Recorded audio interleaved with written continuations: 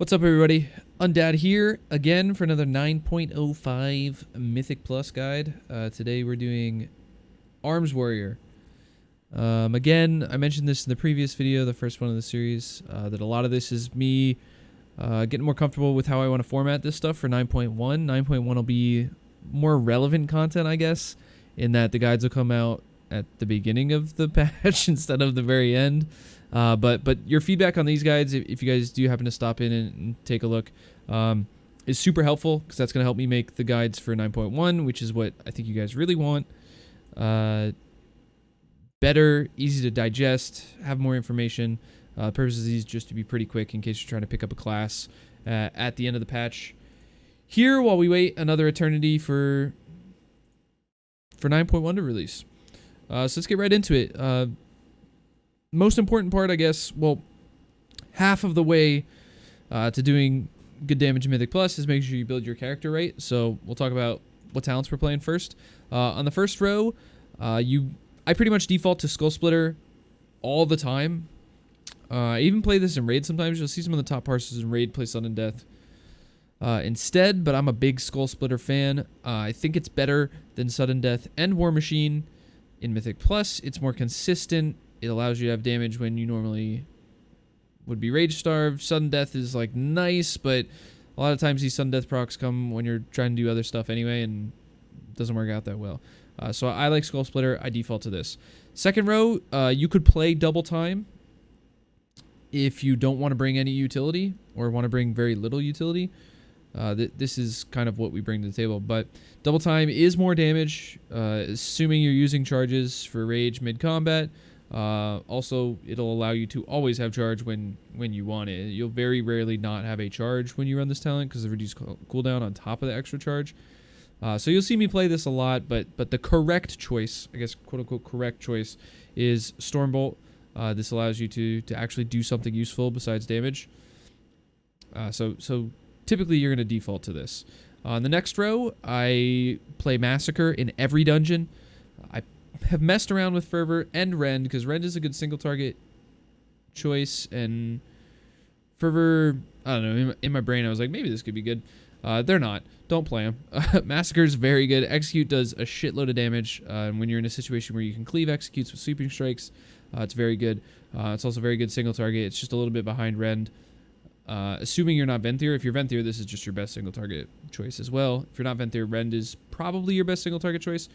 So this will be a little bit behind, but not by very much. The next row, I think, is the most interesting row that we have. Second Wind, I think, is potentially the most underrated talent in the game for Mythic Plus, and for Raid to a lesser extent. Not so much in PvP at all, but in PvE content, I think this might be one of the most underrated talents in the game. Effectively, this makes it so if you take damage and then there's no mechanic that hits you for a while, which is how most fights work, particularly in Mythic Plus, you will heal yourself. You will not require any external healing. You will just top yourself by the time you would take damage again. With the caveat of, like, say you have a dot on you or something like that, you're not going to heal yourself through a dot, which is a good portion of the damage you take in Mythic Plus. That's, like, there's some dungeons, particularly like Theater of Pain, where a lot of the damage you take is just dot damage. And this doesn't do anything for you there. But you're also probably not going to swap into D-stance for that dot, so regardless, I think Second Wind still comes out ahead. Uniquely, this also goes through bursting.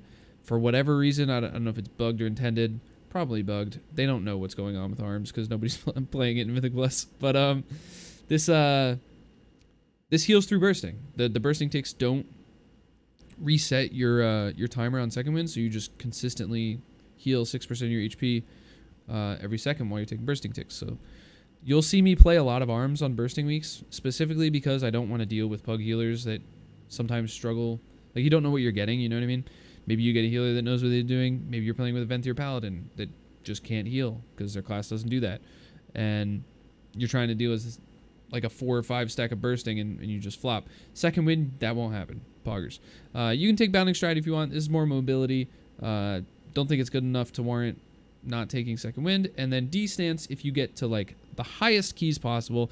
World first level keys, which currently you're probably not doing on Arms Warrior, but if you were and stuff was getting close to one-shotting you, that's when D-stance would potentially be a better take than Second Wind.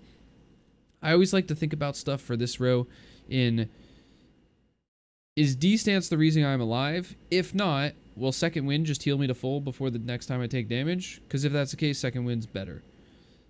Because even if you mitigate this damage, right? Like the goal of mitigating the damage is, all right, we'll have to heal less, and that way other people don't die because the healer doesn't fall behind, yada yada, whatever. But if the healer doesn't have to heal you at all, which is the case a lot of the time with Second Wind, then that now is better than mitigating the damage through D-Stance, and there's no damage loss. So I take Second Wind everywhere, put it that way. Next row, you will only be taking Warbreaker. The other two options are not good enough. This facilitates a lot of your AoE damage. It applies a damage amp on top of Deep Wounds as well. So those two damage amps stacking together is like most of your burst when you open up on a pack. You'll take this.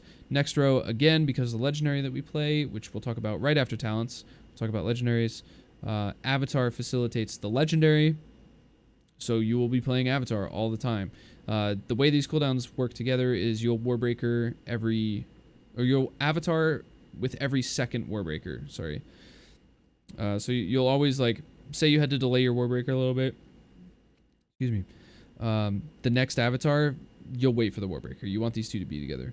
And then finally, on the last row, you also don't have an option. Dreadnought, which is the old Seismic Wave, Azurite trait, is the move for the most damage in Mythic Plus. The other two talents do not compare. This also synergizes with Conduit, that we'll talk about later, that you will be playing on all your characters. So that's it. We'll play those for talents. So there's really no wiggle room here. Again, you can try Sudden Death if you want. You can play Double Time if you want. But I think this is the default correct talent page for Mythic Plus as Arms Warrior. So let's talk about Legendaries, or Legendary, because you don't have another option. You will be playing Signet of the Tormented Kings.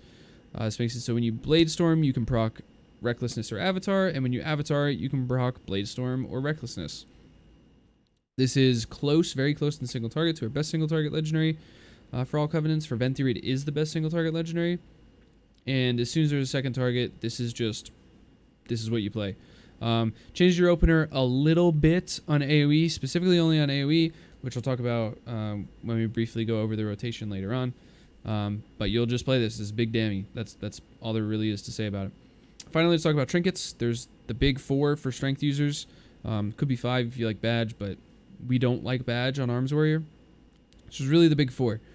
1, Dreadfire Vessel. If you get a 233 of this, this is very good. Very good pride damage, good boss damage, base main stat, just to be doing damage all the time. I like this trinket a lot. I default to this. And then Phial of Putrefaction, from Plaguefall. Also default to this if you can get a high one. 220 is pretty good. 226 even better. I finally got my 226 this week.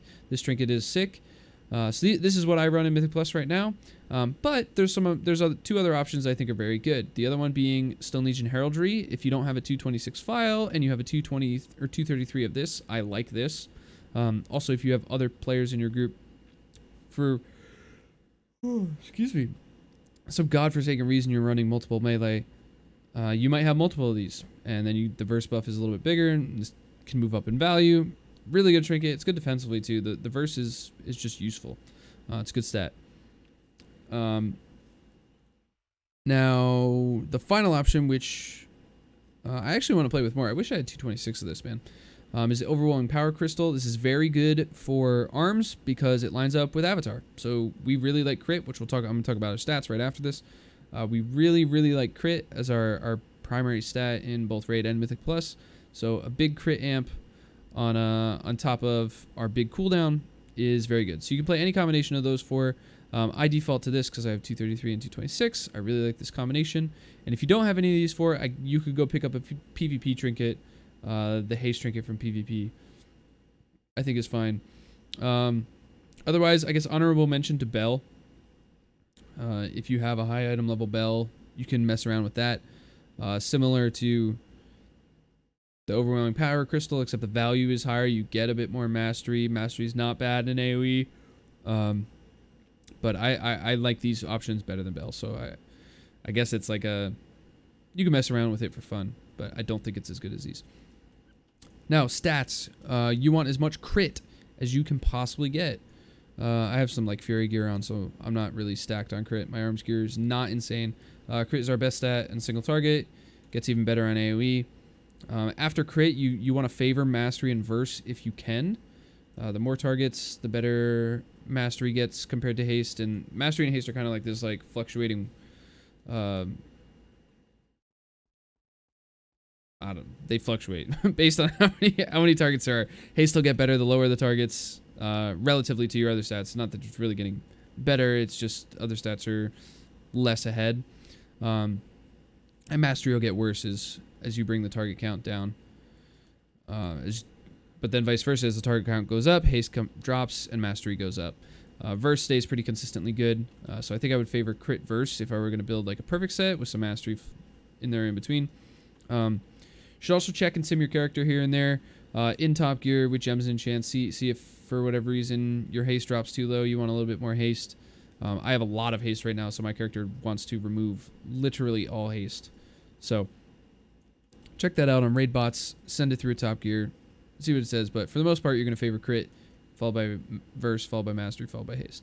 You'll see on my ring I have crit haste, and I chose the sweet spot between both arms and fury because I like playing both specs. Arms really likes crit, fury really likes haste. There you go. That's why I would put on my ring as well if I was somebody trying to play everything on warrior and not specifically just one spec. If you're just going to do one spec and you only want to play arms, you can do crit burst. Now, let us talk about covenants. I'm in the Night Fae class hall because if you're playing Mythic Plus and if you're raiding now and you are a DPS warrior, I would be playing Night Fae. It is the best in my opinion. It's a little bit closer single target. Like the covenants are pretty close, but Night Fae pulls ahead a bit. And in AoE, it's not that close. Night Fae is significantly better, I think, than the other covenants, particularly because of Soulbinds. So Night Fae ability, just to go over briefly, is Ancient Aftershock. This is a 1.3. It's 1.5 minute cooldown. I have the conduit slotted right now, which we'll talk about in a second. 1.3 minute cooldown, does big damage to 5 targets, puts some junk on the ground. That junk does big damage. It also knocks down the targets, same way that like Ellie Shaman Earthquake does, which will interrupt casts, and also generates rage. Poggers, very good ability. Huge in your burst window for fitting this in, and synergizes with the Soulbind very well as well. So as far as the Soulbind goes, you'll be playing Karain once you have this unlocked. For Night Fae, you'll be playing First Strike for sure. You'll play Single Potency, and then if I'm playing arms, I would actually slot in Crash the Ramparts. We talked about Dreadnought. This buffs Dreadnought and overpower damage. So this conduit owns. This conduit is just very good. It's very good single target. It's very good AoE. You will play that. I have this slotted in because I play both specs. So if you play both Fury and Arms, and you don't want to spend conduit energy, you just want to make one build, I would play Reverb. It's a little bit awkward for Arms because you want your Ancient Aftershock to be inside your avatar windows, so you'll end up not utilizing the CDR here, which is fine. You still get the damage amp. That's chill. Just make sure you're holding your avatar, or not your avatar, your Aftershock for avatar if you're playing this. Don't just like, oh, it's off cooldown, gotta send. Like, no, I make sure it's inside avatar. It will be more value than just sending on cooldown in dungeon. Otherwise, just play Crash and Ramparts. Now, if you're actually, let me pull up I should have had this prepared, but let me pull up the Soulbind calculator on Wowhead here real quick. Let me, bang, here we go. Tools, Soulbind calculator, and I'll show you what to do for the other covenants. I guess we'll talk about, hold on, let me talk about these real quick. This conduit owns, if you have a finesse available, you default to Rallying Cry first.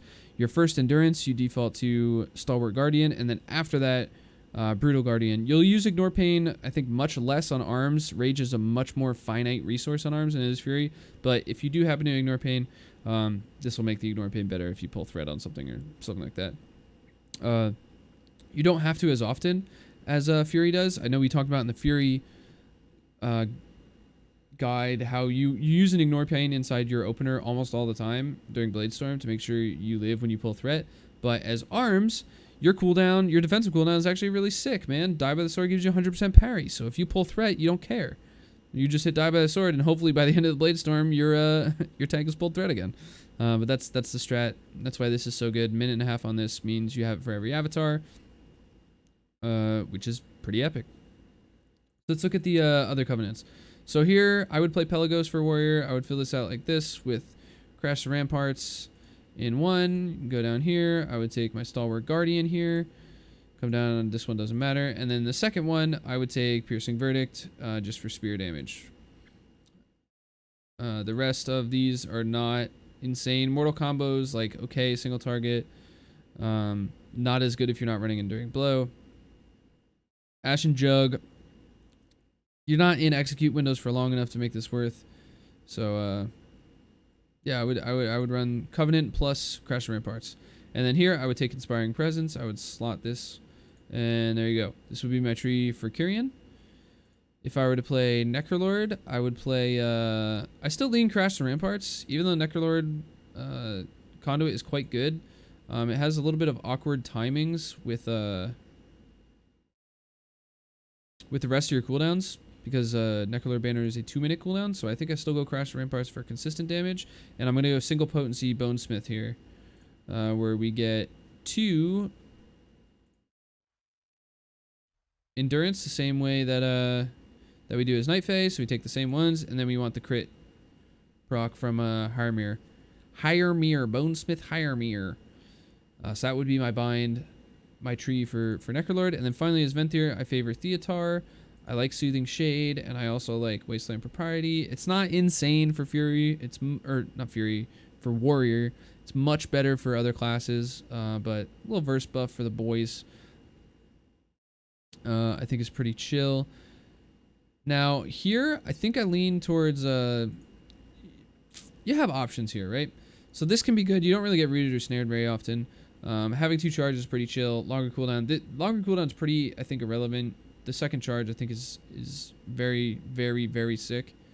Here you can take whatever you want. I didn't mean to take Ashen. I want Crash the Ramparts. And then it also, like I said, you don't really ignore pain. It's like difficult to hit as arms. A lot of times you play at low rage and you're just dumping whenever you can, which is why I'm leaning towards the double finesse here. And then you can take either Cacophonous Roar. I don't really like this. Or you can take Disturb the Peace, which I do like, which is just a lower cooldown on Piercing Howl. I don't really care about this on Fury. We talked about this a little bit, because you can cleave your hamstring onto 5 targets. Arms, you can only do that to 2. So providing some utility with a shorter cooldown AoE slow becomes a little bit more valuable, just because you don't have like the option to just do it on demand whenever you want through hamstring. And then you take Wasteland Propriety, a little verse buff for the party. Pretty small for Warrior because of the way Condemn works, but what are you gonna do? I think that's the move. So that's it for Soulbinds, but I would play Karain Night Fae if I were to be specifically choosing for Mythic Plus. Now, I said there's some rotational differences. Obviously, I'm not going to go into huge depth about rotation in general. There's plenty of guides out there that already cover that, and this late in the patch, that content already exists on both Wowhead and Icy Veins, where you can grab that. But I like to break down something that those guides don't do. Is I kind of like to break down what are you actually trying to accomplish when you're hitting your abilities, and why is the priority order the way that it is for each spec. So I break it down into like 3 goals of the spec, 3 things that you want to do the max damage. The first for arms being, don't cap your rage. Rage is a finite resource, precious resource. Treat it as such. Sometimes this leads to canceling Bladestorms on single target. On AoE, you won't cancel Bladestorms just because it does so much damage that surpasses the don't cap rage part of the class. But if you're fighting single target mobs, don't cap your rage. You'll cancel Bladestorms for that. The second thing being, apply deep wounds to whatever targets you're fighting. Now in AoE, you're going to favor this. This is kind of happen passively through your Bladestorms, through your Warbreakers. It's not a huge focus when you don't have those 2 available. You do want to make sure it's applied to your primary target by using Mortal Strike, but other than that, don't worry about it too much. Like won't be tabbing to Mortal Strike usually, because there's almost always a priority target in the dungeon or in the pack. And if there's not, you probably have your big AoE cooldowns. And the third thing is don't cap on your overpower charges. So if you're doing those 3 things and you're not ever having dead globals because you're not just sitting on cooldowns that are available, you're probably going to do pretty good damage. With that said, there's a slight discrepancy between the way that you would open on single target and the way that you would open on AoE, given that you're using Signet of the Tormented Kings. Now, on single target, as I've just mentioned, Bladestorm's damage isn't insane. It's mostly there as like a filler when you don't have rage and a way to apply deep wounds. So because of that, you'll avatar before your Warbreaker on single target, because you don't really care about getting, if like say you proc a Bladestorm off avatar, you're not that upset that it's not buffed by Warbreaker. You're kind of just like, all right, we got a Bladestorm, we'll sit this till we have some rage, and then we'll go into playing the game. Now in AoE, if you proc a Bladestorm, it's not procced or it's not buffed by Warbreaker, you are sad. So you will Warbreaker before you avatar on AoE, assuming you have both cooldowns up.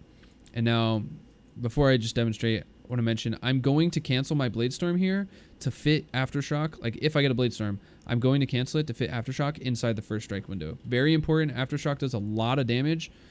So it'll be just at the end of the first strike window. If it's a pack where stuff is still like grouping as you first are Bladestorming, you might tick a mob that you didn't hit on pull for an extra first strike refresh, and in that case you won't have to cancel. But just I'd recommend tracking first strike, make sure that you're fitting Ancient Aftershock inside it, and that's it. So we'll charge, we'll Warbreaker, we'll avatar. I didn't get a Bladestorm, so I can Aftershock right away, and then I can go into my sweeping strikes and just play the game.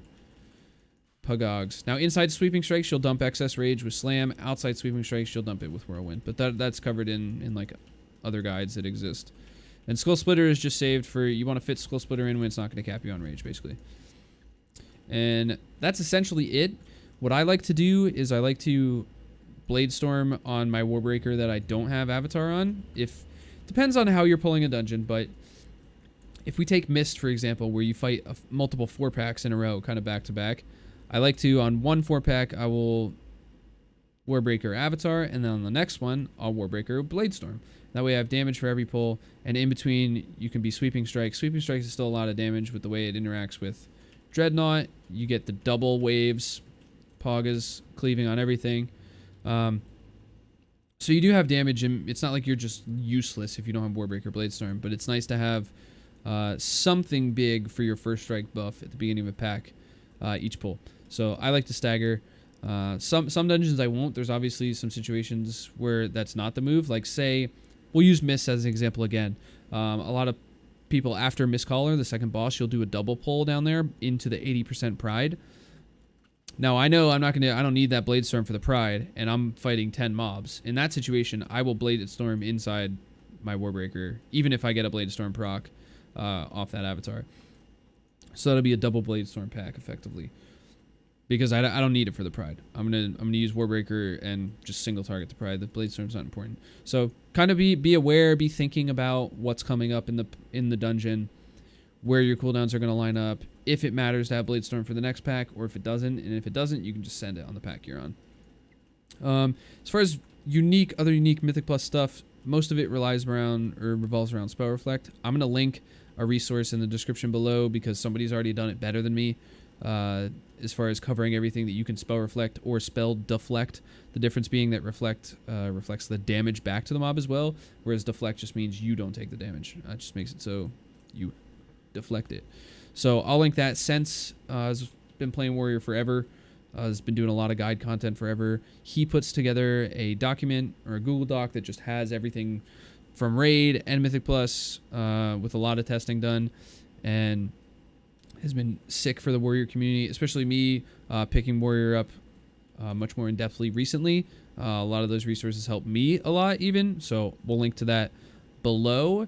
And we talked about the Fury just real quick. We'll talk about bosses here, like if I like to, how I use cooldowns on bosses. And effectively it comes down to, are there ads? If so, save Bladestorm for the ads. So like Hakar will save for ads. Echelon will save for ads. Ingram Malik will use Bladestorm on pull for the 2-target. We don't care about it during the damage amp phase. We're just going to slam damage with our single target abilities there. Dominant Venom Blade you'll save for ads. Margrave, you can kind of use it wherever you want, because you're going to have sweeping strikes for the single ad in each one of the up phases, and then I guess you can Bladestorm in the intermission. A little risky on threat sometimes, but you can kind of Bladestorm wherever you want in that fight. Sanguine D's, Executor Tarvold, you end up Bladestorming pretty much wherever you want early on in the fight, and then if you get a 4th ad, you'll use Bladestorm there. The way you do this is you sweeping strikes a couple globals before the ad spawns, because sweeping strikes last 15 seconds, and then you end up having the cooldown back up for every one of the first 3. By the time you get to the 4th, you fall a little bit behind, and that's why you can Bladestorm there, but most people don't reach a 4th ad. So effectively, that means you can Bladestorm wherever you want. Spires you just use when these 2 mobs, or when the 2 bosses are stacked on Cancelaura. Blightbone you use on ads, Amarth you use on ads, and Zav you use on the 2nd pillar, or banner rather. Assuming you stay up. If you don't get sent, if you get sent down on the first duel, you can use Bladestorm wherever you want. But if you stay up, you won't have anything for the 2nd pillar, and you're the only one up, because you'll have sweeping strikes for the 1st, and then you won't have anything if you use Bladestorm. So you save Bladestorm. If you go downstairs, you can then use Bladestorm wherever you want. Otherwise, hold for 2nd pillar if you stay up. Or Dretha, hold for ads. Pretty simple, and that's it. There's nothing really much more to the class. Spec's pretty simple. It does a lot better damage than I think people give credit for. The issue with arms right now, big issue with arms right now, is it just does everything Fury does, but worse in Mythic Plus. So there's no true reason to play it outside of Bursting Week, like I mentioned with Second Wind, but you'll catch me playing sometimes. Really appreciate you guys stopping in and watching. If you have any feedback at all, anything that can be improved upon for the guides going into 9.1, really do appreciate it. It'll help me help you out more, as I'll be making better content for you guys in the future with any feedback you have. You can also, if you don't want to leave it in the comments, you can just come talk to me. I'll be streaming mostly every day on Twitch at twitch.tv/undadtv. I'll post a link down there as well. Hope to see you guys there. And yeah, have a good day. Peace.